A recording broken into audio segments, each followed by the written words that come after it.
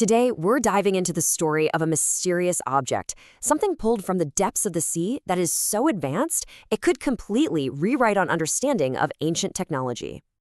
I know, it sounds like something straight out of science fiction, right? But believe it or not, this is the real question at the heart of an incredible discovery. It's a find that challenges everything we thought we knew about what our ancient ancestors were capable of. So our story doesn't begin in some high-tech lab or university archive. Nope. It starts at the bottom of the Aegean Sea, with a chance discovery that would end up puzzling scientists for more than 100 years. Okay, so picture this. It's around 100 BCE, and a Roman cargo ship loaded with treasures sinks to the seafloor. It stays there, totally forgotten, for 2,000 years.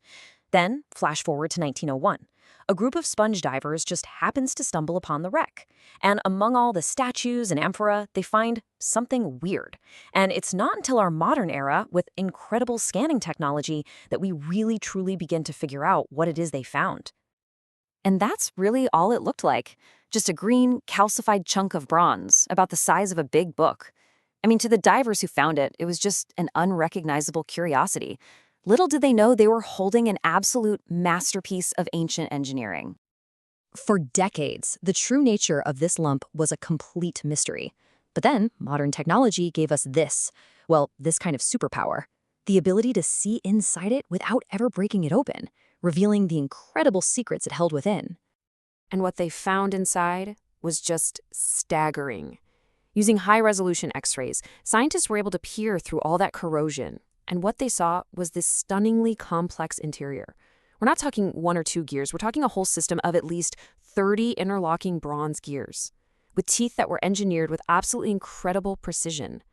And all over it, they found hidden inscriptions, basically a user manual written 2,000 years ago, for what turned out to be a mind-blowingly complex astronomical calculator. Okay, so we know it's a complex machine, but what was it for? What did it do? Well, the answer is both simple and totally mind-boggling. It modeled the heavens. Today, this device is considered the world's very first known analog computer. Yeah, long before we had digital code or microchips, this machine used the physical, mechanical movement of its gears to represent the movements of the planets and stars, and by doing that, it was able to solve incredibly complex astronomical problems. This is probably the best way to think about it. We all get how a clock's gears track minutes and hours, right? Well, the Antikythera Mechanism just took that same principle and applied it to the vastness of space. It was like a miniature mechanical universe that you could actually hold in your hands. And its capabilities were, honestly, they were just astounding. You'd turn a knob, the gears would start moving, and it would track the position of the sun and the moon against the zodiac.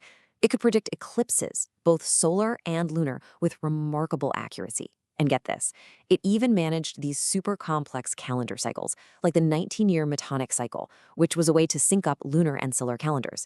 That was absolutely crucial for accurately timing big religious festivals and events. You know, the more we learn about what this device could do, the more one question just stands out. How? How was any of this even possible back then? Just take a second and think about this number. Over 1,000 years.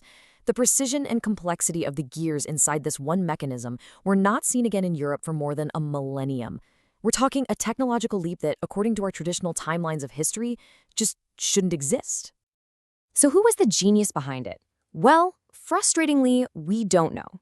There's no signature, no made-by stamp, but the science that's baked into its gears, it points to the absolute peak of Hellenistic astronomy. Researchers have speculated it could be linked to the work of Hipparchus, who was one of the greatest astronomers of antiquity.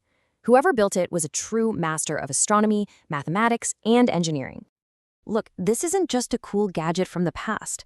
The Antikythera Mechanism forces us to ask some really big questions about our history and about what we think we know about the story of science. And this quote right here, it really gets to the heart of the matter. You know, the common story is that after the fall of Rome, Europe just entered this long period of scientific stagnation, the Dark Ages, where complex knowledge just kind of vanished. But this device proves that incredible technological sophistication existed long before that, which suggests that maybe way more knowledge was lost or even destroyed than we ever imagined.